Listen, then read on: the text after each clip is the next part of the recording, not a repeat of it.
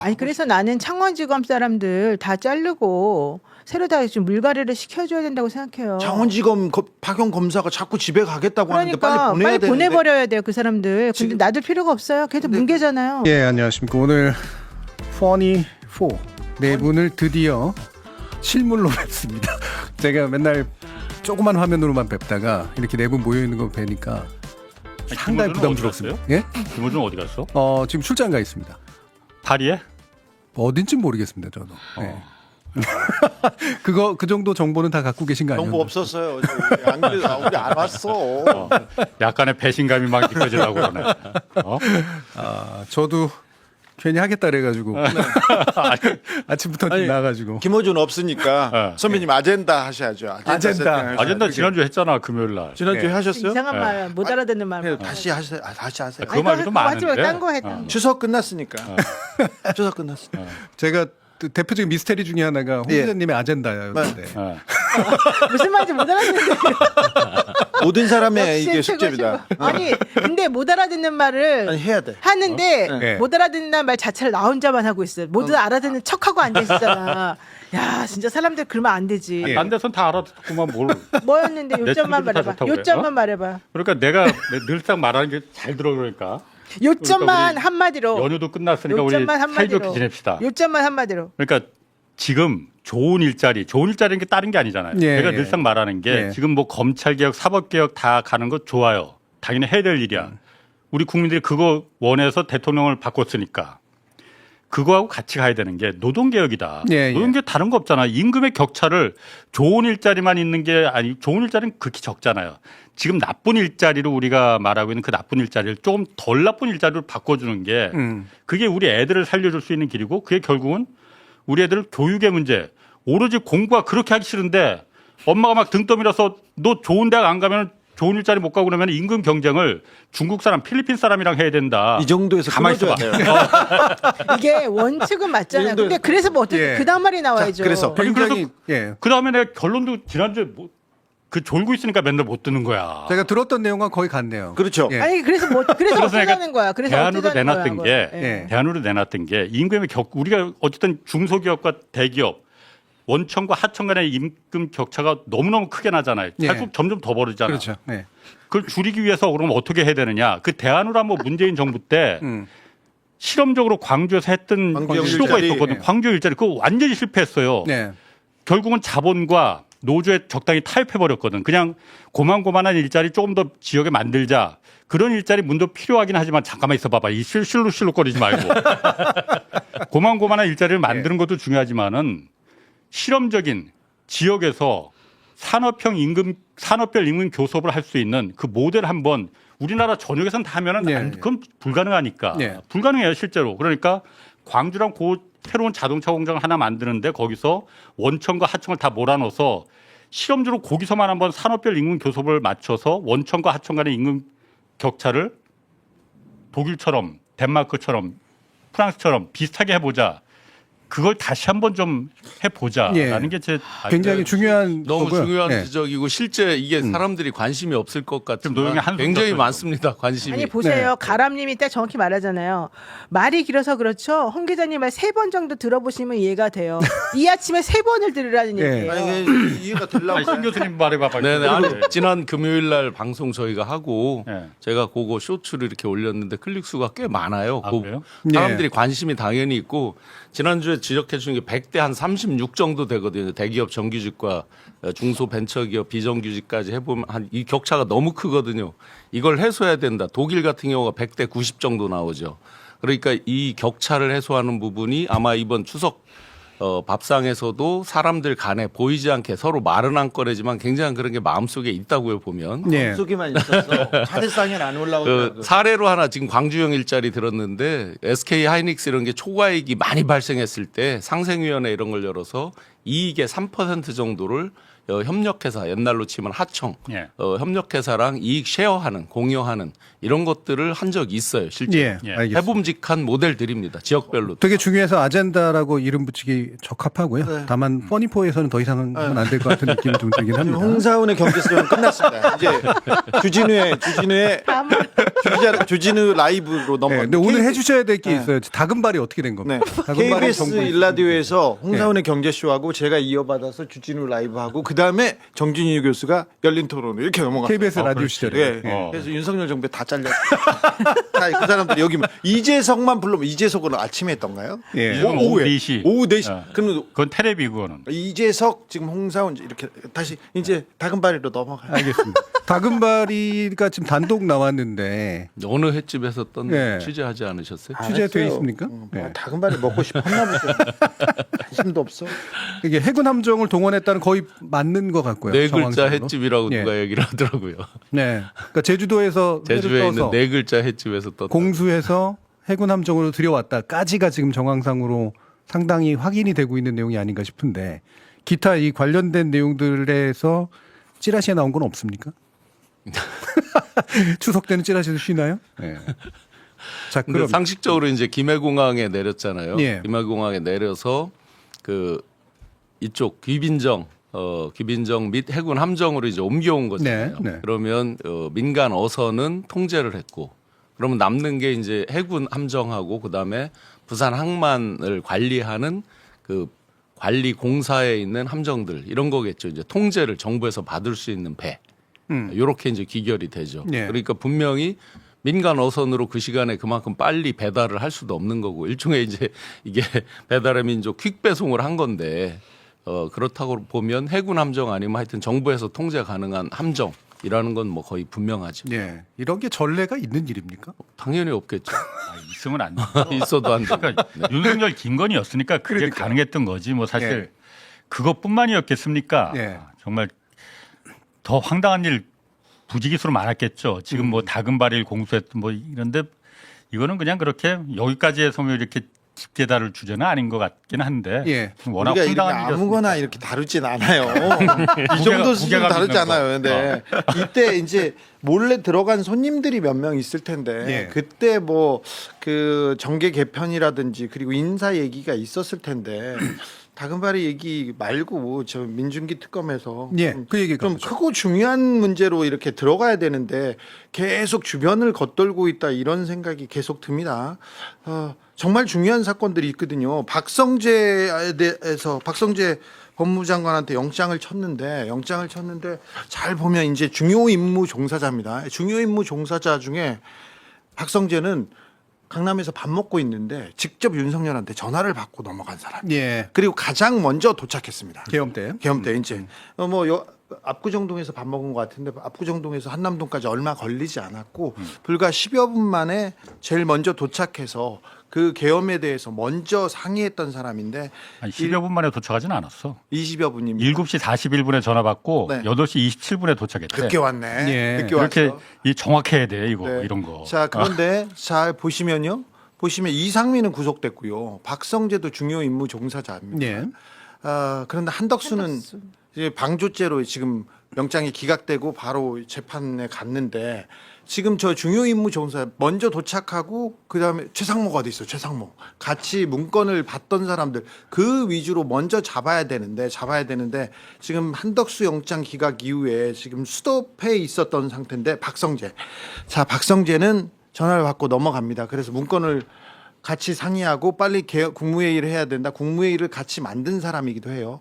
그런데 박성재가 그날 심우정한테 전화합니다. 검찰을 움직였는지 매우 중요한데 예. 검찰국 회의를 합니다.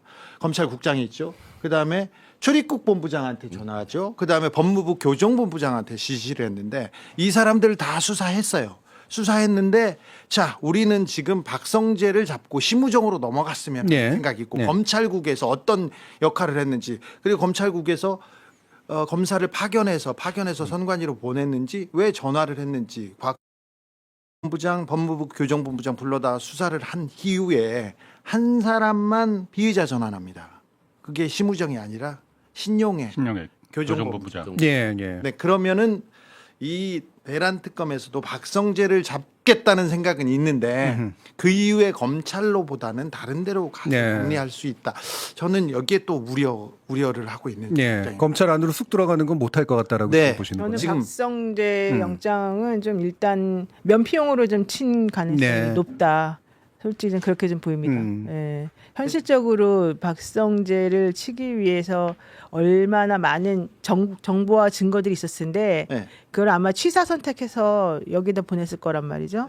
근데 그걸 가지고서 영장이 발부될까는 좀 의심스러워. 혐의는 여러 개인데. 혐의는 명확하고 여러 혐의는 개인데 분명한데. 음. 이상민보다 훨씬 명확하잖아요. 네. 그런데 그거를 의지가 네. 그렇게 저는 그냥 이 특검 측에서는 일단은 영장 청구한다까지를 자기네들의 목표로 삼았을 가능성이 크다. 애초에 이제 내란 특검 출범할 때, 조국석 특검 할 때 그 부분 검찰 잘 안 건드릴 것 같다고 안 건드릴 의심했었잖아요. 거. 예. 음. 제가 특검에서 이제 조사 받을 때 사실 이제 받고 며칠 있다가 압수수색이 이제 이루어지고 했는데 광범위하게 그 곁가지까지를 많이 입체적으로 파악하는 건 맞다. 그런데 예. 이제 물론 그 파악하는 것과 그것을 소장에 집어넣어서 또 영장 청구에다가 집어넣어서 직접 청구하는 건 또 다르겠죠. 그런데 전반적으로는 하여튼 팩트에 대해서는 굉장히 입체적으로 파악을 하고 있다. 그런데 만약에 지금 의지 부분을 이제 말씀하시는데 의지 부분에서 말씀대로 주변 사람들을 사실은 다 쳐서 기소를 하고 막 했어야 되는데 그 부분 좀 아쉬움이 분명히 보이죠. 그렇게 보면 진짜 열의가 의지가 아주 강하게 기소 및 구속에 대한 의지가 강한 거냐에 대해서는 약간의 세모표가 예, 있습니다. 그러니까 조전국장까지는 가고, 근데 박성재는 신용인 것 같고 신무정 쪽으로는 안 갈 것 같다. 신무정 쪽도 굉장히 입체적으로 조사를 하고 있는 고민은 게 했는데 틀림없습니다. 고민은 했는데 신무정을 건드리는 거에 대해서는 아직까지는 4대 6 정도, 4.5대 5.5 정도 그러니까 안 할 것 같은 게 더 안할 높다는 쪽으로 4.5 정도. 특검이 뭐 100개 혐의를 모두 다 밝힐 수는 없어요. 그런데 크고 중요한 한두 가지 포기하지 말아야 될 부분이 있는데 왜 계엄을 했는지 그리고 왜 계엄 내란에 대한 수사가 이루어지지 않았는지 왜 수사를 막았는지 검찰이 왜 막았는지 이런 부분에 대해서는 명확하게 그리고 의지를 가지고 해야 되는데 조금 걱정이다 이렇게 생각합니다. 아까 민중기 특검에서 다금발이 나왔다고 얘기했는데 예. 다금바리를 먹든 뭐 광어를 먹든 도다리를 먹든 많이 먹으라고 하세요. 먹으라고 하는데 그거보다 중요한 내용들이 거기에 있었어요. 윤 대통령이 그때 이제 해군 지휘정에다가 민간인을 태워 들여와서 누구를 불러다가 인사에 대해서 분명히 얘기했다는 얘기가 예. 그리고 또 다른 그 모의를 한 정황이 창원지검에서 이미 조사가 돼 있어요. 근데 그 부분까지도 왜 가지 않느냐 이 얘기를 좀 더 아니 그래서 나는 창원지검 사람들 다 자르고 새로 다 좀 물갈이를 시켜줘야 된다고 생각해요. 창원지검 파견 검사가 자꾸 집에 가겠다고 하는데 그러니까 빨리 보내야 되는데 보내버려야 돼요 그 사람들. 근데 지금- 놔둘 필요가 없어요. 걔도 문제잖아요. 그렇지 않고 있어요. 지금 아니, 저는 다금바리 이슈에 대해서도 저도 약간 좀 긴가민가한 게 이게 이제 언론이 써먹기 되게 좋은 이슈거든요. 그렇죠. 그렇지. 네, 다금바리. 사람들이 다들 짜증내고 열받고 막 그럴 줄 알았어 이러는데 말씀처럼 그러나 그 과정에서 벌어졌던 권력형 비리 네. 문제로는 사실은 외로 잘 안 가는 듯한 그런 느낌이 드는 게 있고 그래서 일부러 띄운 게 아닌가라는 생각도 사실 좀 있거든요. 저는 그 박성재나 그 심우정 관련해서 예. 좀 생각이 좀 다른 게 일단 먼저 박성재 관련해서는 아까 말한 대로 신용의 교정본부장만 지금 피의자로 전환은 돼 있어요. 네. 그런데 나머지 어쨌든 박성재가 그날 밤에 계엄날 밤에 연락했던 바로 이후에 연락을 했잖아요. 네. 이 검찰 과장, 검찰국장한테 해외 출장 중이라서 검찰 과장한테 전화를 했단 말이야. 검찰 과장을 전화해서 합수부의 검사들 파견해라. 그게 밑으로 지시가 전달이 하나 됐어. 이행이 됐잖아요. 그 다음에 배상업 교정 그 출입국 본부장한테 전화해서 출입국 금지들 이제 그 다시 금지 팀들 다시 출근해라고 해라. 예. 실제로 이행이 됐잖아요. 다시 출근했잖아요. 마찬가지로 피의자로 전화하던 그 신용의 교정본부장 같은 경우에는 매우 적극적으로 지시를 이행을 했거든요. 당연히 박성재는 특검에서는 박성재 이 행위가 박성재 본인은 자신은 그냥 통상적인 업무를 이행했다고 주장하고 있지만은 실제로 이상민하고 똑같이 이게 실제로 이행이 됐잖아요. 지시한 것뿐만이 아니고 예, 실제로 예, 그 예. 다음 단계로 하달이 돼서 이행이 상당히 됐잖아요. 적극적으로 했죠. 예. 이 부분 때문에 이제 특검에서 구속영장을 청구했다고 보고 그럼 당연히 이거 구속영장이 안 나올 수가 없는 거라고 이제 판단이 되고 제 생각은 물론 예, 그렇습니다. 예. 나머지 심우정 같은 경우에도 만약 지금 조은석 내란 특검이 심우정을 갖다가 수사를 안 하고 그냥 쉽게 말해서 그냥 문개국 봐준다. 그럼 그 지금 다 가뜩이나 검찰에 대한 시선이 곱지 않은 국민들의 시선이 곱지 않은 걸 누구보다도 잘 알고 있을 텐데 예. 그런 바보 같은 선택을 하겠느냐. 만약 진짜로 심우정이 죄가 없어서 혐의가 없어서 한다 하면은 설명해 주고 풀어주면 됩니다. 그렇지만은 그냥 조사도 안 하고 그냥 풀어준다? 그거는 가능하지 않은 일입니다. 예. 그럼 국민들이 절대로 납득하지 않고 그럼 검찰이 스스로의 목에 스스로 칼을 조사는 했어. 아니 그러니까 조사해서 혐의가 없더라 심우정 그러면 국민들한테 자 의심을 많이 하는 거 알고 있지만은 이렇게 조사해 보니까 없어. 그래서 풀어줄래? 이렇게 한다면 모르겠지만은 그거 발표 안 하고 그냥 문개 그냥 심우정은 우리는 없던 거로 하자. 그거 가능하지 않은 일입니다. 예. 이게 내심이야 모르는 거니까. 그 민정수석과 드러난 그 통화한 비합본 예. 시간 이런 게 상세하게 나오지 않잖아요. 밖으로 아직 오픈이 안 돼 있잖아요. 그 보면 입체적으로 제가 조사한다고 말씀드렸잖아요. 상당히 상세하게 조사하는 거 맞다. 그러면 예. 어느 순간에 범죄 혐의를 소명하는 정도 충분할 거라고 보고 지금 홍 기자님 말씀대로 그 한덕수와의 결정적 차이는 한덕수는 거의 언론에서 앞에서는 건건이 다 부정하는 듯한 했지만 조사받을 때 상당 부분 인정하고 진술하고 하는 게 나오잖아요. 근데 박성재 씨는 지금까지 초지일관 완전히 그 부정 심지어 이제 무례할 정도로 오만하게 비칠 정도까지 부정을 하고 있기 때문에 그 면에서는 뭐 절대적으로 차이점 그러니까 구속 확률은 훨씬 높다라고 보여집니다. 예. 그럼 신 교수님 말씀하고 홍 기자님 말씀을 묶어보면 조사는 꽤 진행됐고 그냥 덮기는 어려울 거다. 쪽이 좀 왜냐하면 이제 가까운 그 것 같고요. 뒤에 왜 그 특활비를 막 갑자기 5,800만 원, 예. 6,400만 원 날짜별로 막 갑자기 몇 천만 원씩 쓰는 게 나오잖아요.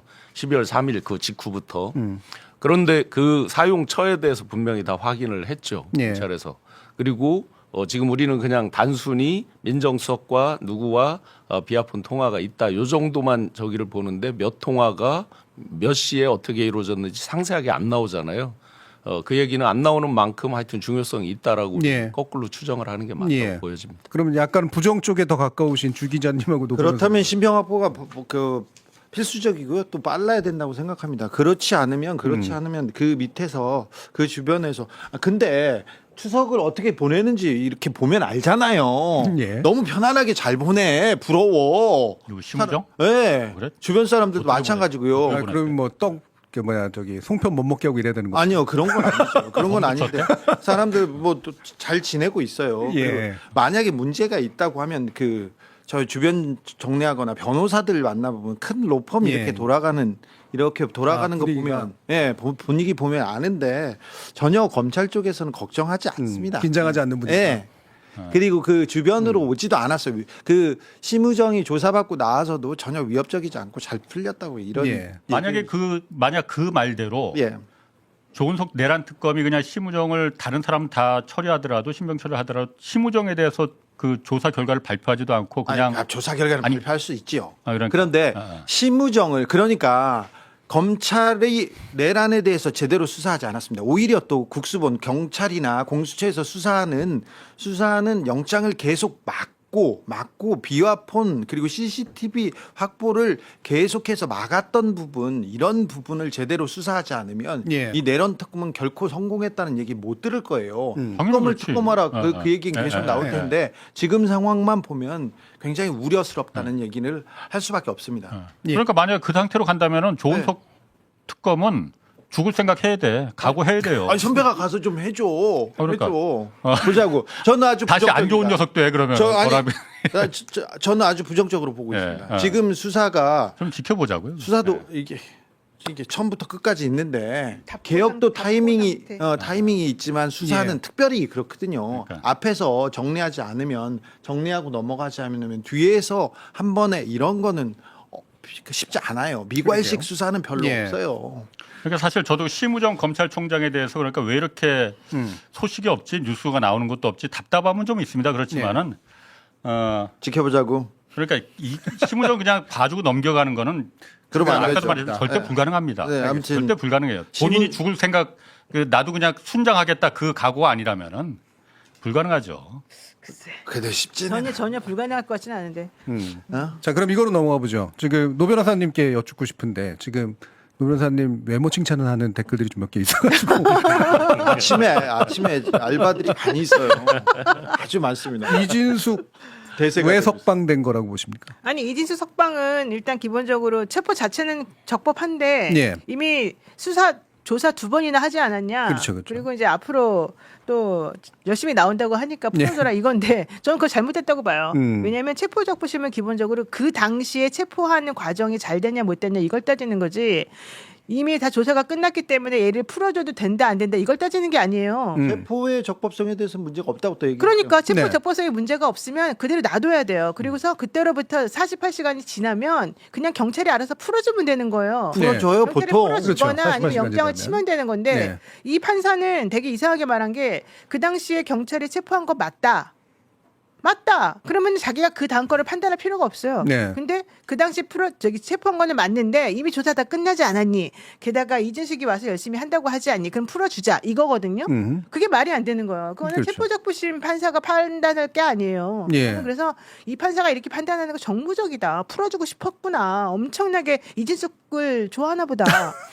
이진숙을. 근데 아니 이진숙을 좋아할 이유가 뭐가 있을까요? 이진숙이 배경을 좋아하겠지. 이진숙이라는 사람과 뭐 사상이 같거나 어쨌든 중요한 건 저는 이 판사가 아무리 교묘한 말로 뭐 어쩌고저쩌고 말을 했다 하더라도 그래서 막 이걸 가지고 인간 승리하면서 이거는 체포는 잘했다는 뜻이었는데 그다음에 얘가 약속하니까 풀어준다는 건데 이렇게 말할 필요도 없이 네. 저는 이 판사가 잘못이라고 봐요. 이거는 분명히 잘못이에요. 저는 체포에 대해서는 굉장히 체포를 좋아하는 사람이어서 체포의 관계에 대해서는 아주 잘 알고 있어요. 체포를 좋아해?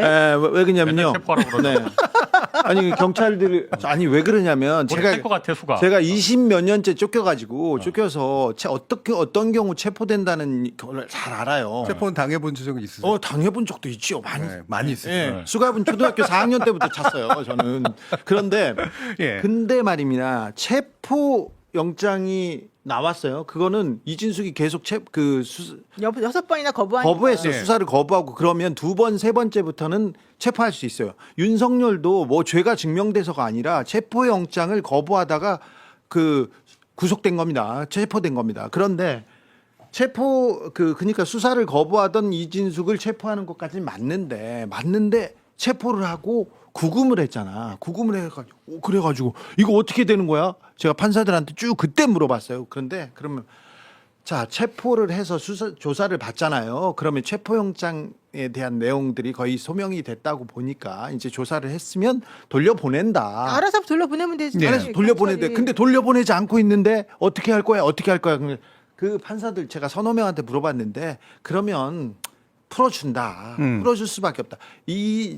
관례상 이런 경우가 거의 없었고 도주의 우려가 소명되고 조사를 받았으면 풀어준다. 그 얘기를 이번에 김 판사가 판결을 내리기 전에 체포적부심에서 풀어주기 전에 다 얘기하더라고요. 그래서 예.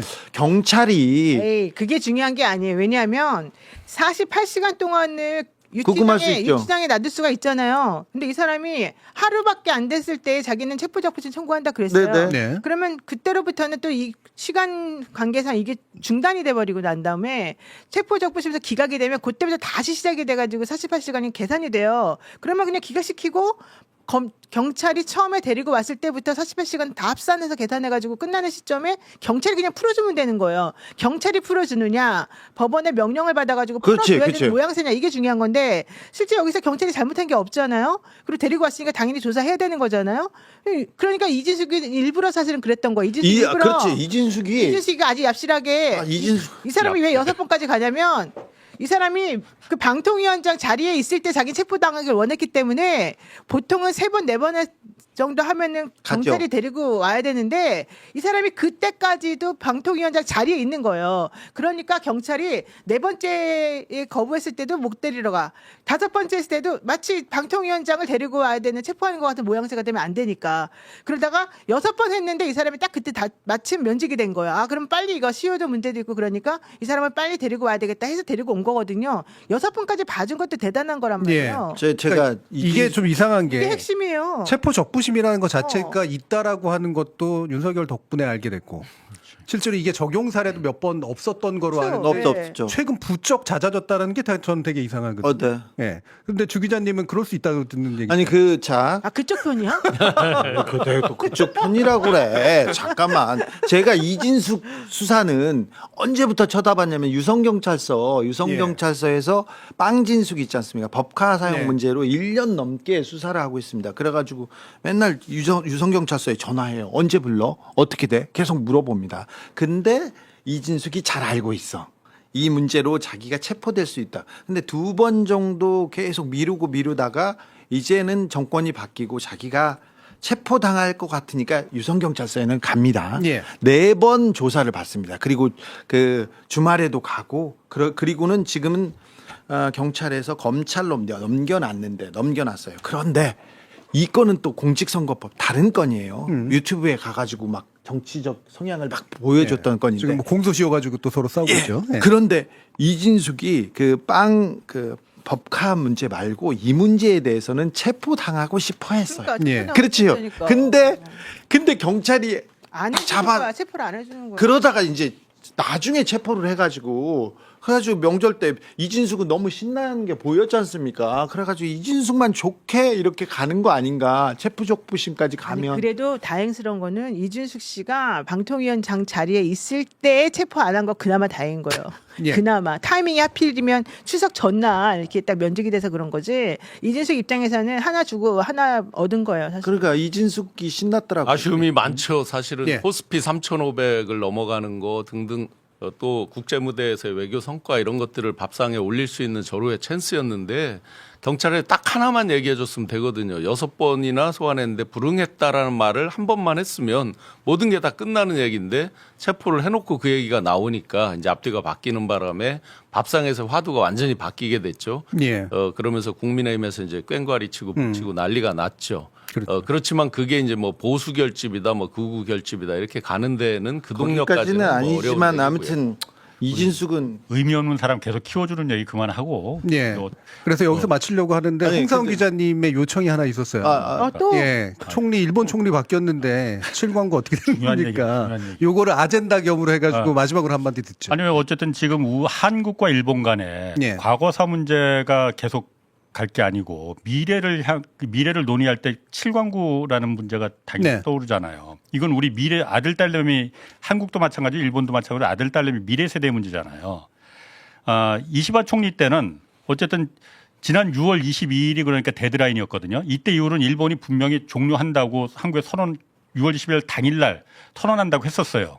그리고 그럴 거로 다 우리도 알고 있었고 그래서 나름대로 대응 전략을 각 부처별로 좀 세워놓은 게 있었거든요. 근데 그다음에 이시바가 한국에서 이 개업 나고 대통령 바뀌고 그러면서 한일 간에 어쨌든 이게 굉장히 격화될 거 아니에요, 감정이. 그거 건들면 안 된다 해갖고 그냥 계속 그냥 일단 지나가자. 미래지향적이었죠. 이 시간은. 지나가자. 네. 그렇게 암묵적인 합의가 양국 간에 있었거든요. 네. 그런데 지금 다카이치가 돼버렸잖아요. 사실 네. 고이즈미도 어느 정도는 보수라고는 하지만은 이시바의 기조를 이어갈 만한 사람이었기 때문에 내심은 고이즈미가 되면은 7광구 문제는 그렇게 뭐 수면 위에 떠오르지 않을 수도 있겠다 이런 생각을 했다고 해요. 외교부 쪽에서. 네. 그런데 다카이치는 좀 다르잖아요.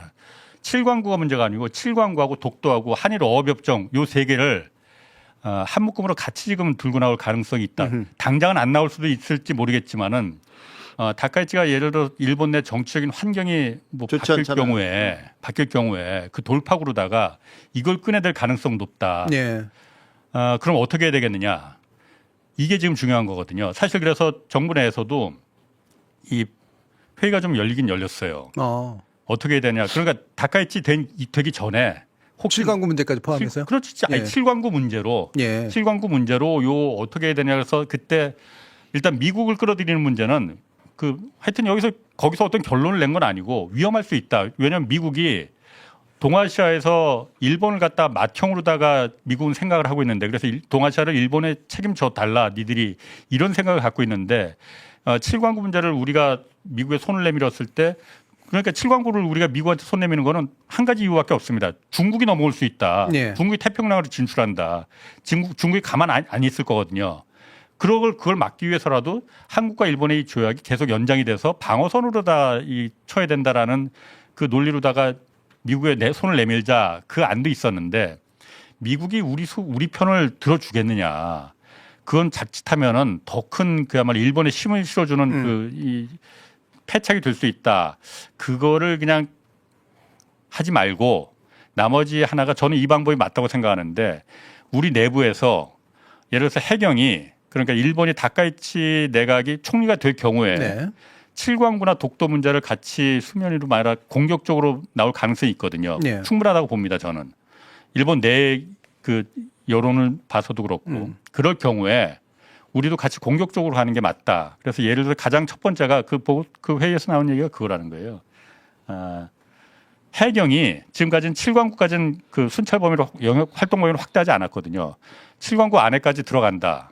활동 범위를. 예. 명분은 그러니까 우리 그 조업 활동이나 거기가 어쨌든 그 공동 수역으로 돼 있으니까 우리 그 어민들의 활동을 보호하기 위한 그 명분으로다가 여태까지는 칠광구 경계면까지는 들어가지 않았거든요. 예.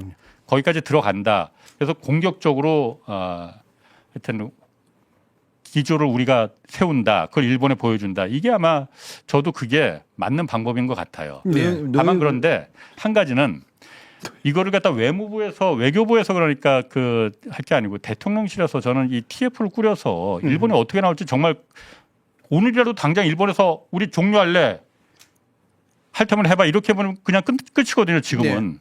조약이 지금 데드라인이 넘어간 상태니까 대통령실에서 직접 이거 TF를 꾸려서 좀 이렇게 좀 보여줬으면 좋겠어요. 국민들한테. 지금 공격적으로 좀 준비를 했으면 좋겠다라는 말씀까지 들었는데 신 교수님 공명당과 그 연립정부 구성이 잘 된다 그러면 그 뒤에 더 공격적으로 예. 나올 가능성이 높죠. 그래서 우리 TF 꾸리는 건 당연히 해야 될 겁니다. 예. 노영희 변호사님 왜 아무 말도 안 해? 제지하고 대통령실 나왔으면 한번 해주셔야지. 뭔가 불안해. 그러니까 예, 아젠다 개통으로만 나오면 이제 노 변호사님께서 하나 조용히 뭐 언론개혁과도 너무하시네. 직결될지 예. 모르겠는데요. 저희 이제 방송 들어오기 전에 인수위 때 윤 정권이 인수위 때 양서면으로 가려고 했던 게 강상면으로 네, 네. 가는 게 인수위 때 그 해당 공무원으로부터 지시가 있었다. 그렇죠. 라는 게 이제 아침에 네. 단독 해가지고 나왔단 말이죠. 다 아시다시피 저희가 이 자리에서 인수위 시작하고 5일 정도 지났을 때부터 그게 이제 공식적으로 인수위에서 나왔다는 얘기를 저희가 이 자리에서 여러 번 했어요. 네, 네. 그랬는데 이제 소위 말하는 레가시 미디어에 이제서 그게 단독 해가지고 나온단 말이죠. 지금이라도 보도해줘서 고맙다고 해야 되는 건지 이 도대체 이렇게 팩트로 밝혀지는 일들에 대해서 그동안 너무 보도하고 이런 것들이 약하다 레가시 미디어에서 예. 그런 측면을 다시 좀 봐야 될 것 같아요. 언론에 대해서. 퍼니포의 이 저력을 다시 한번 확인시켜 주시는 신 교수님의 그리고 내가 말씀이었습니다. 퍼뜩 떠오르는 생각이 예. 지금 파리에 가 있잖아 그 양반. 예. 우리도 파리에서 현지 생중계화 같은 거 한 거 같아. 다만 그런데 그냥 가요. 아니 국내도 중요하니까 주진우는 그럼 여기서 이원 생방송으로도 여기 남아 있고 노영희 변호사님 여기 남아 말을 있고 안 하잖아요. 자, 지금. 여기까지 하겠습니다. 감사합니다. 현지 생중계 한번 합시다 우리.